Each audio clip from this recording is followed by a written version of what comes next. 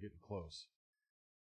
So we are on 2 Samuel chapter 22, and we're changing gears today. So we're not talking about Samuel's adventures and challenges and all those things, which we've talked about quite a bit. Today we're actually going to be looking at the Song of David, which is a song that David wrote, and he kind of talks about his perspective on a lot of different things. So we're going to be taking a look at that.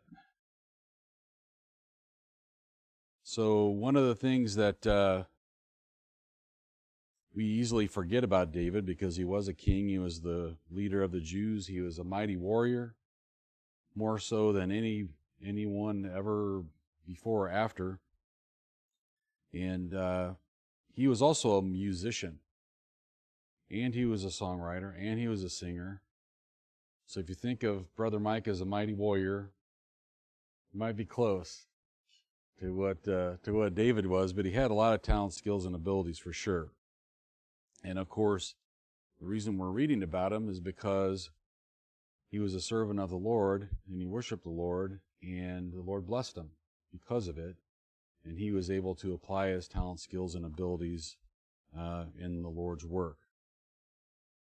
If we go back and we look way back in 1 Samuel chapter 16, 10 through 23, 1 Samuel 16, 10 through 23, we're going to see how David actually initially came on the scene. So in verse 10, again Jesse made 7 of his sons to pass before Samuel. And Samuel said unto Jesse, The Lord hath not chosen these.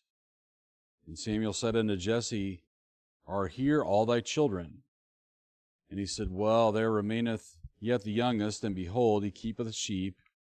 And Samuel said to Jesse, Send and fetch him, for we will not sit down till he come hither. And he sent, and he brought him in. Now he was ruddy, and withal of a beautiful countenance, and goodly to look to. And the Lord said, Arise, anoint him, for this is he.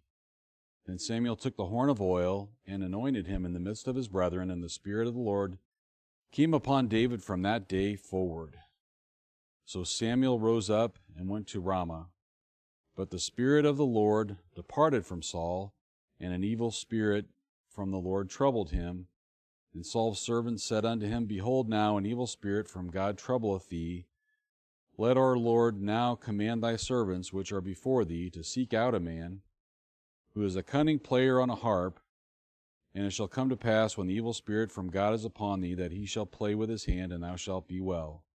And Saul said unto his servants, Provide me now a man that can play well, and bring him to me.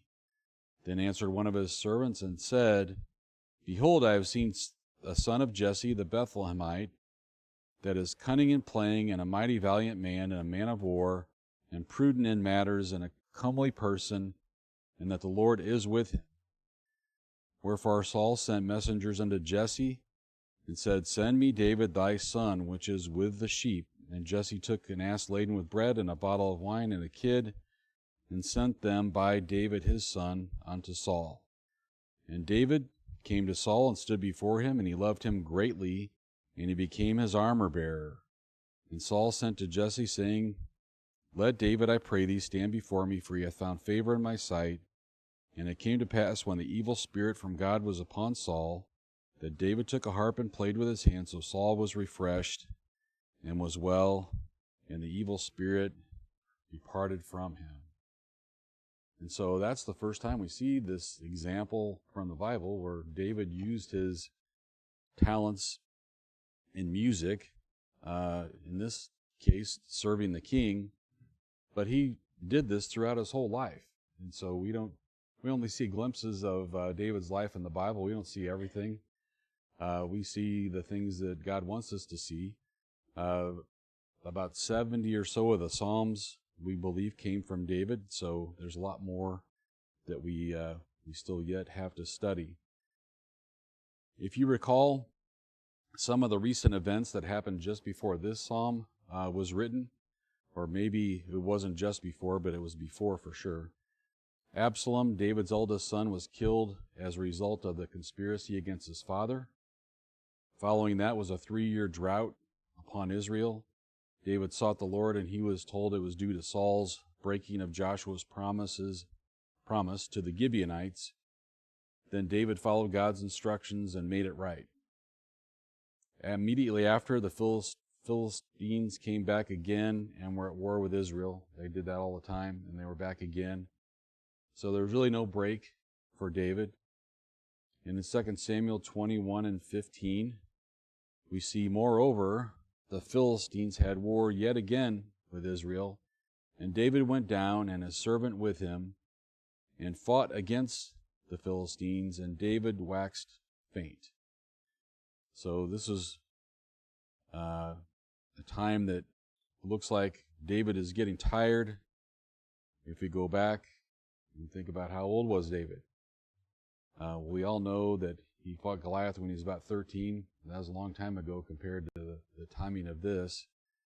If we go back to 2 Samuel 5 and verses 3 through 5, so all the elders of Israel came to the king to Hebron, and King David made a league with them in Hebron before the Lord, and they anointed David king over Israel. David was 30 years old when he began to reign, and he reigned for 40 years. In Hebron he reigned over Judah 7 years, 6 months, and in Jerusalem he reigned 33 years. So what we're talking about today in our lesson is toward the end of David's reign.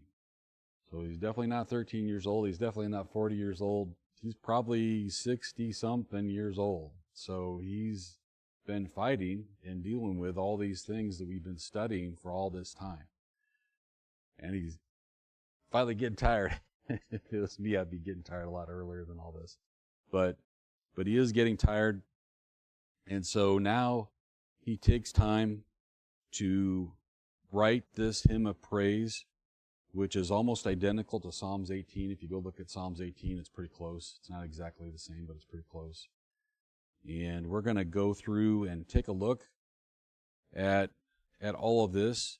This is David's response to God's goodness in delivering him from his enemies and from the wicked King Saul.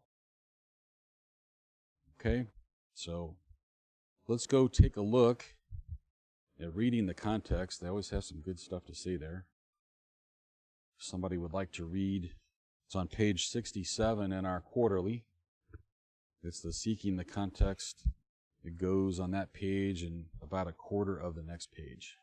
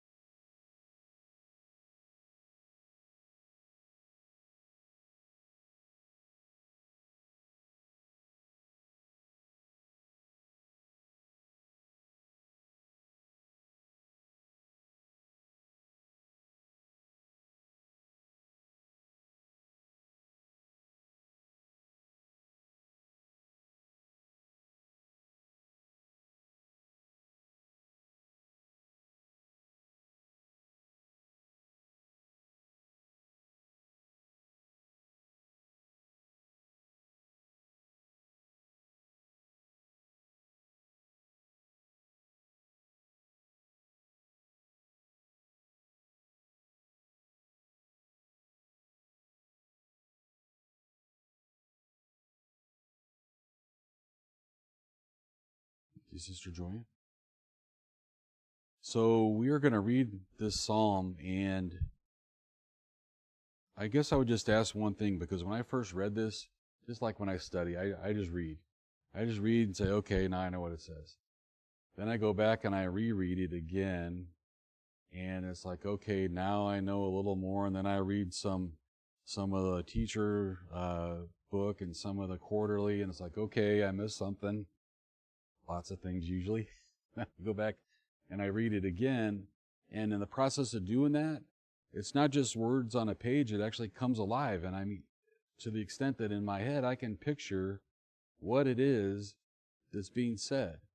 If somebody's fighting, that's easy, right? Somebody's fighting, I can think in my mind somebody's fighting. But in this one, David is using a lot of imagery about the Lord, and some of it, you have to think about it a second. You think, okay, now I get it. You have to process a little. I definitely do. So we're going to go through and we're going to read this psalm, but I would just ask that as we go through it, please take a look at the words and listen to the words and realize that David is trying to do his very best to present his relationship and his perspectives on God. And he's not doing it in hundreds of pages. He's doing it in we only have in this one, it's only 51 verses. So it's pretty short. So I know if I was writing down, I'd be writing 20 pages, 30 pages, however many, and then I have to work it down to get to the main points and all those things. And he's already done all that for us. So as we go through it, we'll see a lot of things here, and it'll be really easy for things to kind of jump past us as we go through it. So I'm going to try to go through it in a way that we can catch the big things here. If somebody would like to read 2 Samuel 22, 1 through 7.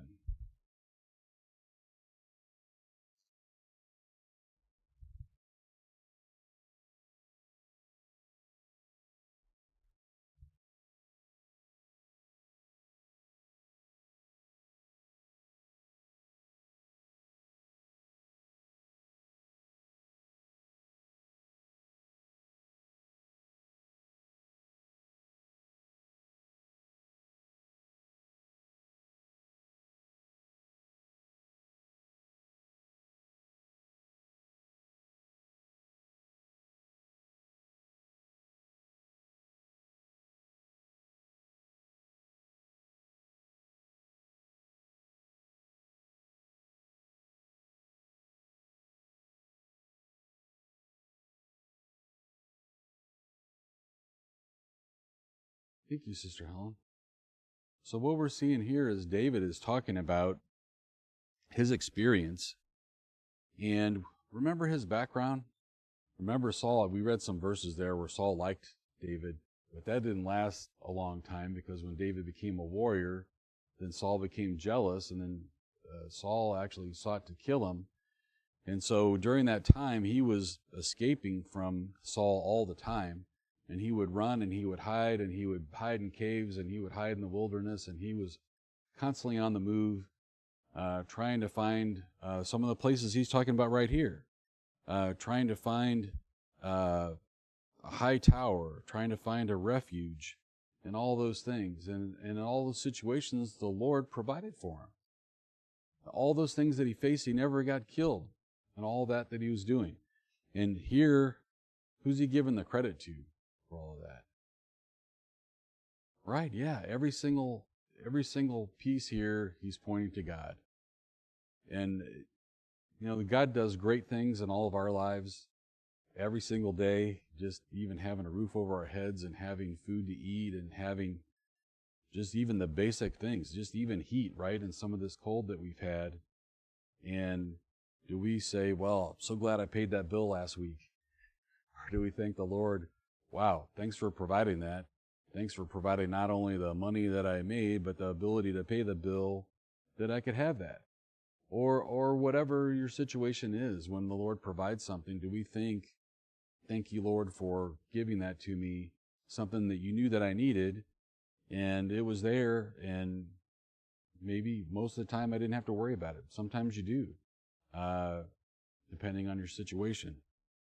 So here, he's going through this, And it says in the first verse that the Lord hath delivered him out of the hands of all his enemies and out of the hands of Saul. Well, who were David's enemies?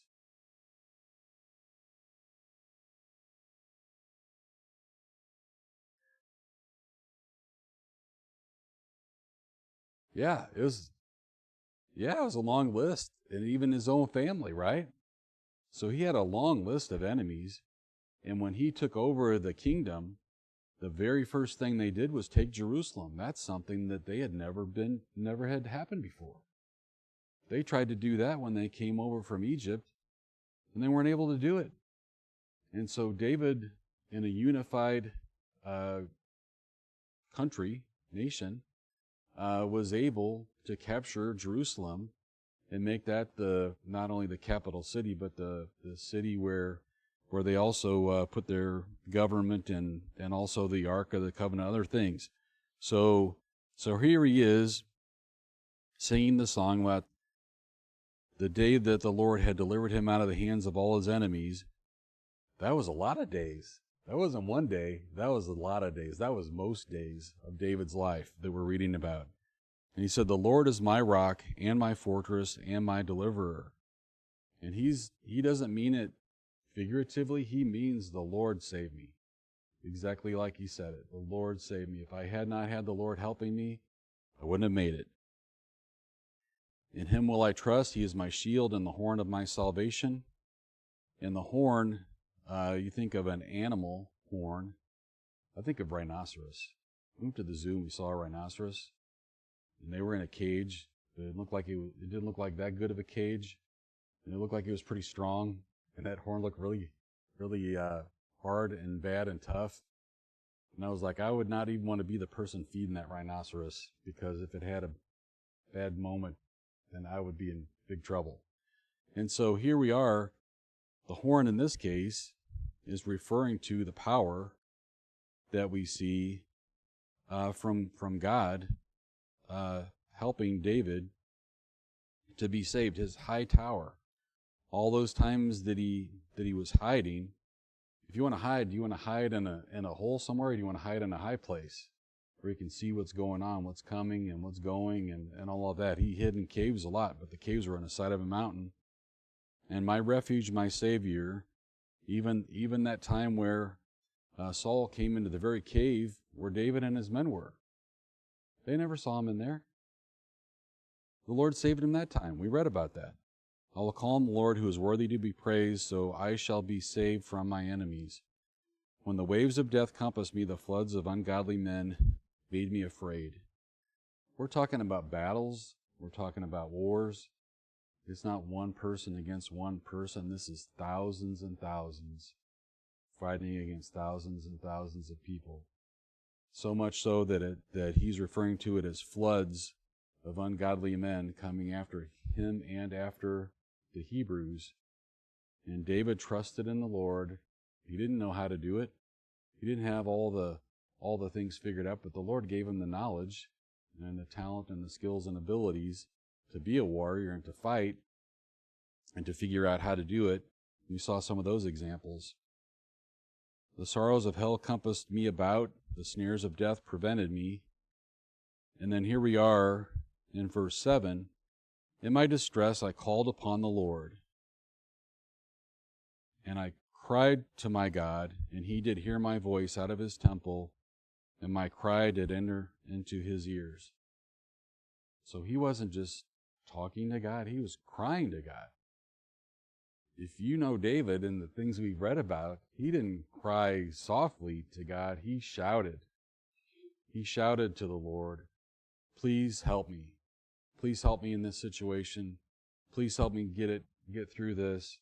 Please lead me and guide me. Please help me take the right steps.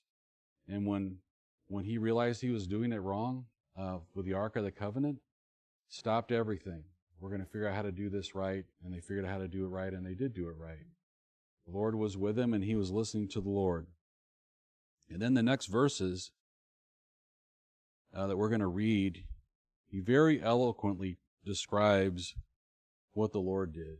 It's hard for us to talk about what the Lord does for us and relate it in ways that are easy for other people to understand.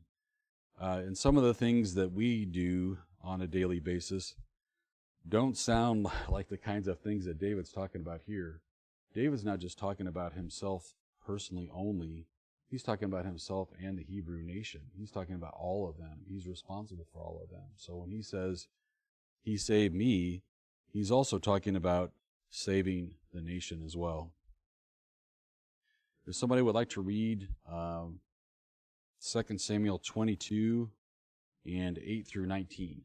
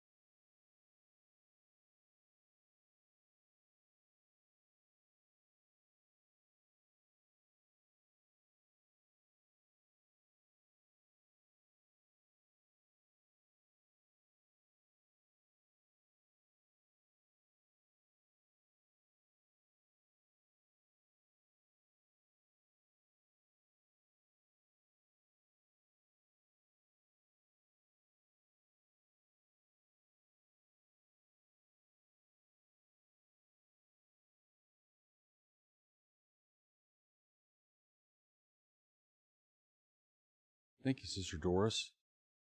So what do you think about this?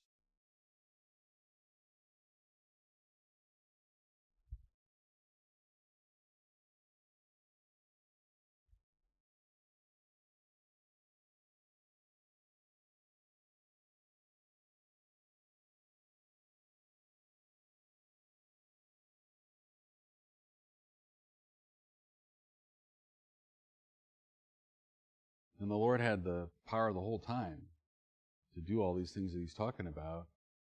And the way David presents it is he cried out for the Lord's help, and the Lord provided him help. And so when I read this, I kind of thought, is it the same with us? Is the Lord waiting to help us?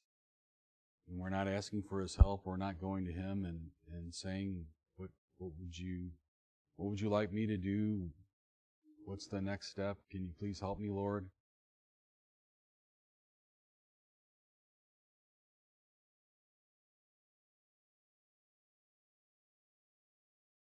Mm-hmm. It is. Absolutely it is. And God's power has been here forever. It wasn't something that was just invented. All those things that we just read, they've been around since, well, before we were ever around. I know when I was younger and I heard thunder and lightning, all those things, it's pretty scary.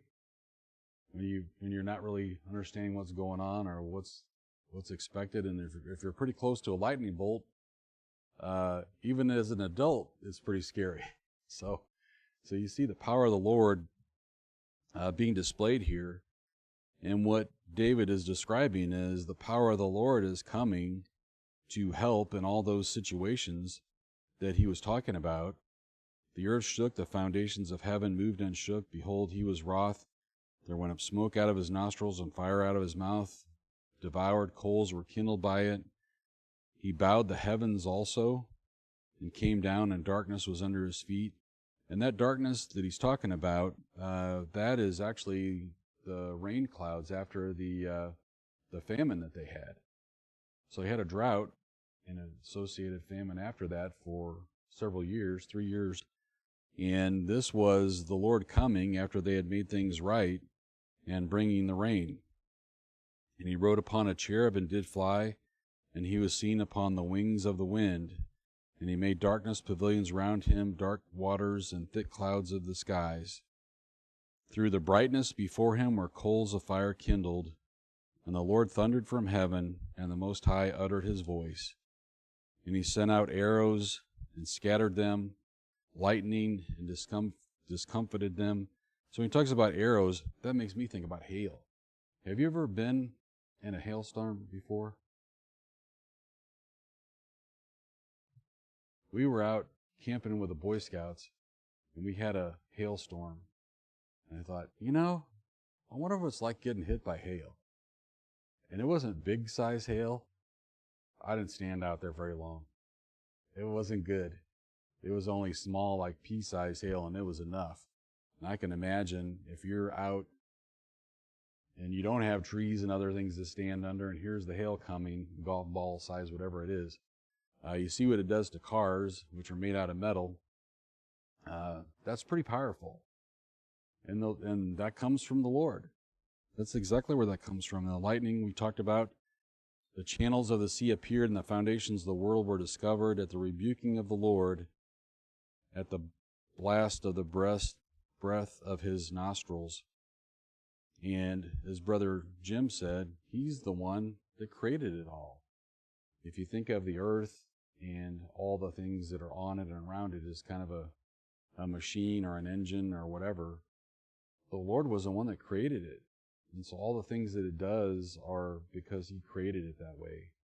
And he can change it whenever he wants to change it. He can stop things from happening. He can make things happen. You've seen that so many times in the Bible where natural forces were stopped. Even the sun was stopped that we saw. Or we can see cases where he used it. If you look at when the Hebrews crossed over from Egypt and they were pursued by the Egyptians, he used the waters against the Egyptians. Things that were already there, he used against them. We just studied about Absalom. He caught his hair in a tree, and that's how he was killed. I mean, just think about that. A tree. That just seems kind of unbelievable if you think about it. But that took care of the whole insurrection against David and the country. Verse 19, he prevented me in the day of my calamity, but the Lord was my stay. And so what is a stay?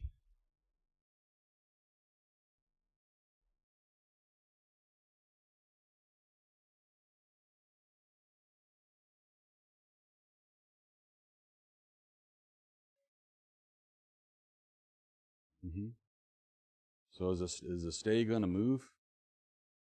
If the Lord put a stay there, is it going to move? It's only going to move when the Lord wants it to move. It's not going to move any other time.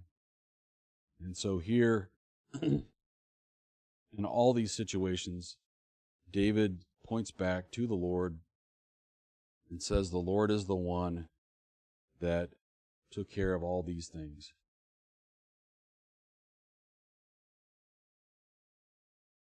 When we go back to the moment there when David was crying out, he was crying out in fear when he talked about all the hordes of his enemies around him. And we have that same thing. We have fear. We have fears all the time. We have fears sometimes about the people around us. We have the fears of how we're going to face the situations that we're facing. We have fears about the salvation of our friends and our loved ones. We have so many things that are on our mind. And so here David is unpacking all of that for us, and he's showing us his mindset. And his mindset is to focus on God. So when he had his fear, he cried out to the Lord with faith, and the Lord provided, and the Lord delivered him. More so than any other leader of the Hebrews. You probably have to go back to, I guess, Moses and ones like that, but none of the other kings of Israel ever did anything even close to what here David had done. Of course, Jesus will come again, and there'll be a different thing, but he's showing us the mindset that we should have when we're in the most trying and the most life-threatening of situations. We most definitely should trust in the Lord all the time anyway. But when we're afraid, you just have to hold on to the Lord. It's hard to trust in the Lord when we want to try to do it ourselves. We want to try to figure it out. We want to try to do something different or do it some other way. And we just ask the Lord, help us.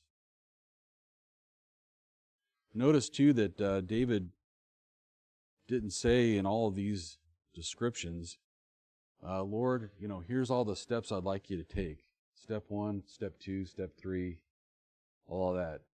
He didn't say that. He didn't give all the instructions to the Lord, I want you to do all these things. He said, Lord, I need help. We looked at some of the battles. Remember the battle where where they were to come around from the direction of where the trees were located, because the Lord made the wind blow in the trees so they couldn't hear the marching of the troops? That was the Lord doing that. David could never have come up with that on his own. When we trust in the Lord, say, Lord, help me with this, and leave it to the Lord. Don't worry about it. We talked about that a lot before, about my mother-in-law and I taking turns worrying about things. And we would read each other the same verses about, look at the lilies of the field.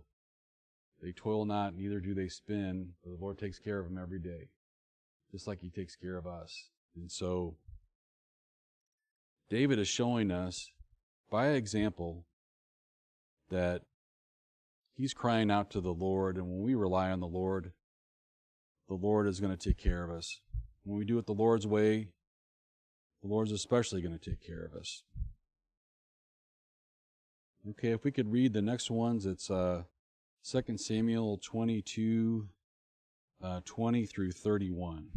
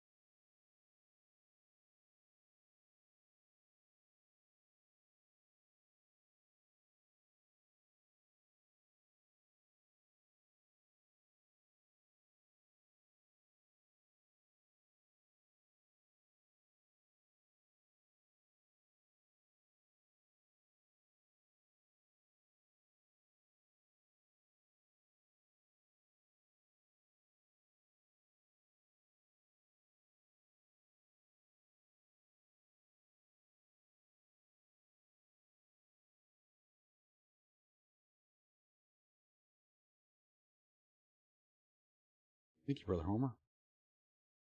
So we started out there in verse 20, and talked about He brought me forth also in a large place. He delivered me because He delighted in me. And then in verse 21, the Lord rewarded me according to my righteousness. According to the cleanness of my hands hath He recompensed me. Does that sound familiar?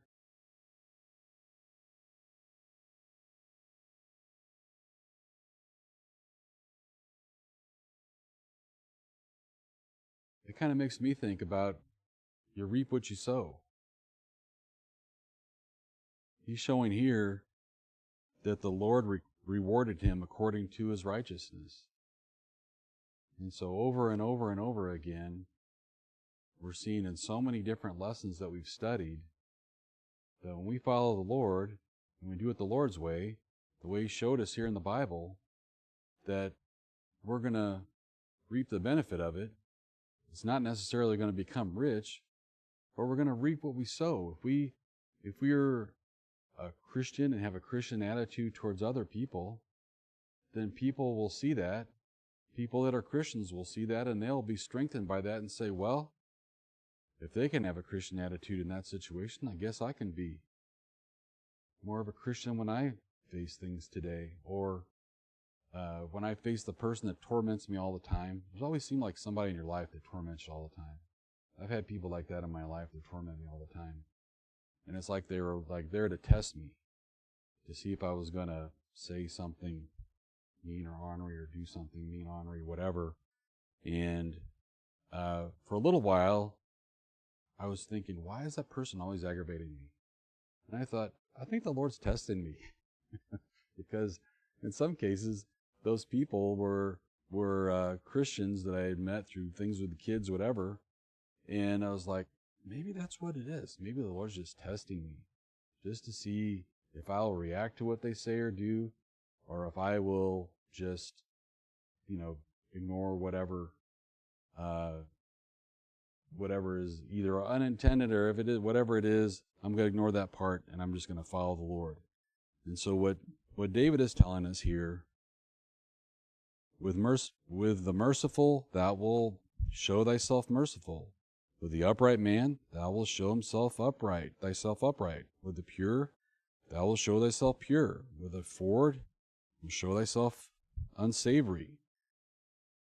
And the afflicted people thou wilt save, but thine eyes are upon the haughty, that thou may bring them down.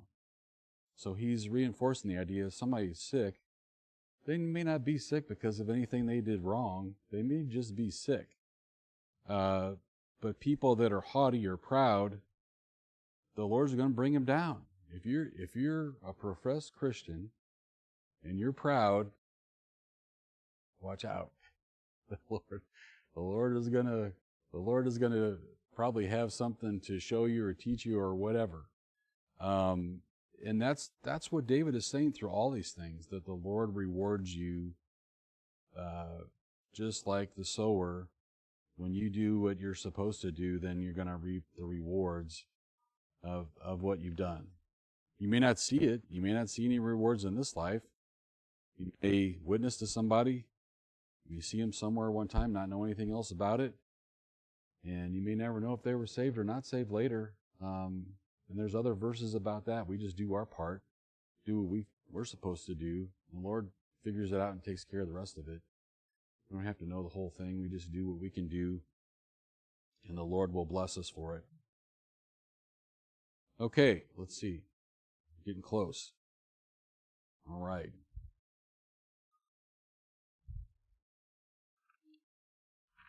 Okay. Would somebody like to read verses 32 through 49?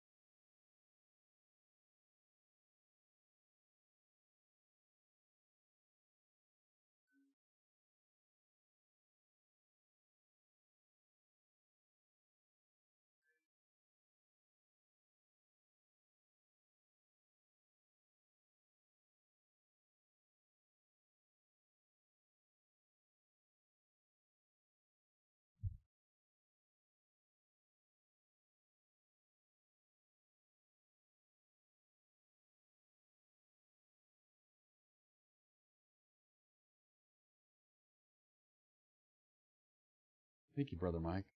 So once again, David is giving God the credit. He's recounting all things during his life, and he's talking about what God did in all these different situations. He's talking about what happened. with his enemies and how they were completely destroyed in every single situation. I mean, you look at David's history, battle after battle, war after war. How many did he lose? He didn't lose any. And so he wrote this psalm to praise the Lord, but also to share. And so we're seeing today, we're reading it. He wrote this a long time ago. And we're seeing what he thought about the Lord, and it's helping us to think differently about the Lord also. When I was reading through this, I have to admit, sometimes things just jump right out at me. And I read this, and I read it, and I read it, and I'm like, this thing is bothering me. This thing about hinds feet. Do you all know about hinds feet? There's one of these verses that talks about hinds feet. Yeah. Verse 34. He maketh my feet like hinds feet, and setteth me upon my high places. So, I didn't know what that was. So I figured it out. I looked it up, and it says it could be a mountain deer, or sometimes a ram or a goat, and the hind is the female, the heart is the male. And they're unique because when they walk, they can put their hind feet exactly where their front feet just were. So when you watch something like a Ram truck commercial, and you see this ram run up the side of the mountain, you think, how would anybody run up the side of a mountain on all those rocks and everything else that's loose and everything? They can do it because this characteristic. They have hinds feet. They can put their front feet on something solid, and when they run, not when they walk, when they run, they can put their back feet exactly where their front feet just were. And so, I didn't know that. It's something I just learned. I know I don't walk that way. When I walk on slippery things and I find one rock that's good, and I bring my back feet and they slide all around, and if you're carrying a backpack, it's even worse, just all over the place. That's why we have these walking sticks that some of us will take. But when we walk with God, He makes us sure-footed. When we follow the Lord's instructions, He's saying if you do it this way, you're going to have the confidence that you're walking the right way, you're going the right way, and the Lord is going to be behind you and helping you in what you're doing. When you set out to do a task God's way, you can feel God's power supporting you. Sometimes you don't know how things happen or how the Lord helps you. And when you look back, you realize it wasn't me. It was the Lord helping me, or my family, or somebody I was praying for. The Lord helped them more than I could ever have imagined. But by being obedient, by studying, by praying for people, by praying the Lord will help you, He will. He will help you. In the last part here, David, this is verse 50-51, David is telling us that sometimes the future is a little bit uncertain, but we can rely on the Lord's promises. Here at the end of his life, he was looking back at the promises that the Lord had made to him, and he had fulfilled so many of those. But he also had one more promise that hadn't yet happened, and that was that the Messiah was going to come from his lineage, and that his family would live forever. And so, all in just these 51 verses, we see a very, very powerful message from David, encouraging us to trust in the Lord, encouraging us to remember that what you sow is what you also reap, so be careful what you sow. And the Lord's made promises to us, and the Lord keeps His promises. So when the music starts playing, it's the end of the lesson, which is right on time. Okay. Thank you.